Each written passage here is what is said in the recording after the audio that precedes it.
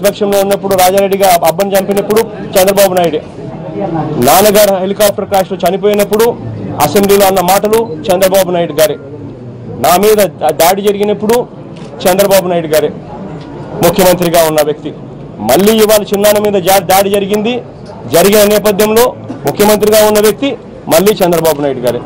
ఎక్కడ చూసినా కూడా కాన్స్పిరసీ థియరీ కనిపిస్తూ ఉంది. చేసింది ఎవరైనా కూడా వాళ్ళ మూలాలు బయటికి రావాలి. వీఆర్ డిమాండింగ్ ఎ సిబిఐ ఎంక్వైరీ. సిబిఐ ఎంక్వైరీ చేస్తేనే రాష్ట్ర ప్రభుత్వం అధికారుల చేతిలో నుంచి ఈ ఎంక్వైరీ చంద్రబాబు నాయుడు గారికి రిపోర్ట్ చేసే పరిస్థితి నుంచి బయటికి పోయి, ఎప్పుడైతే చంద్రబాబు నాయుడు గారికి రిపోర్ట్ చేసే పరిస్థితి నుంచి ఇండిపెండెంట్గా ఎంక్వైరీ చేసే పరిస్థితి ఎప్పుడైతే వస్తుందో అప్పుడే న్యాయం అనేది ఖచ్చితంగా జరుగుతుంది. So we are demanding CBI enquiry. ఈ సిబిఐ ఎంక్వైరీ కోసం we will represent everybody whomsoever needs to be represented.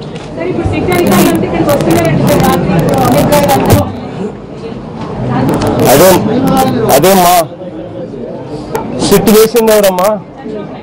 Sit వేసింది చంద్రబాబు నాయుడు గారని మీరే చెప్తా ఉన్నారు.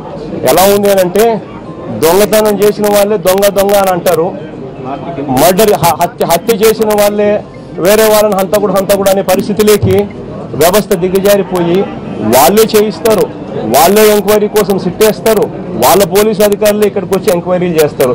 ఏ రకంగా న్యాయం జరుగుతుందమ్మా? న్యాయం జరగాలి అని అంటే చంద్రబాబు నాయుడు గారి చేతుల్లో చంద్రబాబు నాయుడు గారికి రిపోర్ట్ చెయ్యని వ్యవస్థతో ఎంక్వైరీ చేయాలి, అప్పుడే న్యాయం జరుగుతుంది. థర్డ్ పార్టీతో ఎంక్వైరీ చేయించాలి, అప్పుడే న్యాయం జరుగుతుంది. ఇది జరగనంత వరకు ఎలా న్యాయం జరుగుతుందమ్మా?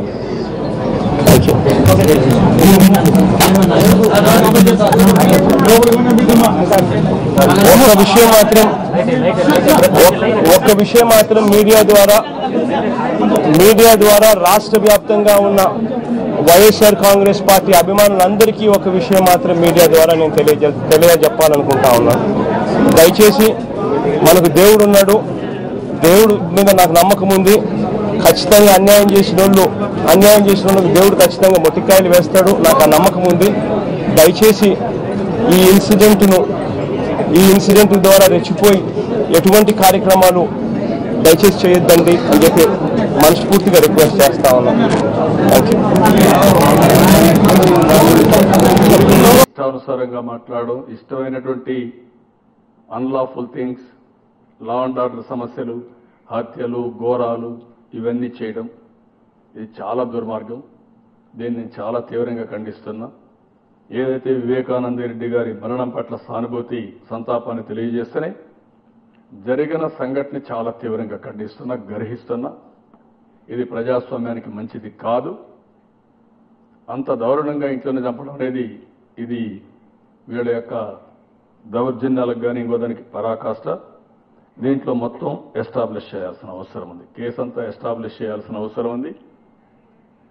నేరస్తులు చాలా తెలివిగా, ఇప్పుడు మీరు చూశారు దీంట్లో ఈ నేరంలో ఉదయం కానీ బయట ప్రపంచానికి తెలియని పరిస్థితి వస్తే ఇల్లంతా క్లీన్ చేసేసి ఫ్యూనరల్ కూడా చేసేసేవాళ్ళు. ఎప్పుడైతే అనివార్య కారణాల వల్ల హాస్పిటల్ తీసుకుపోవాల్సి వచ్చిందో అక్కడ క్లియర్ కట్గా వాళ్ళు పోస్ట్ మార్టం చేసే వరకు హత్యని చెప్పకుండా దాచిపెట్టారు. Why? You have to answer. ఎవరు ఆన్సర్ చేయాలి?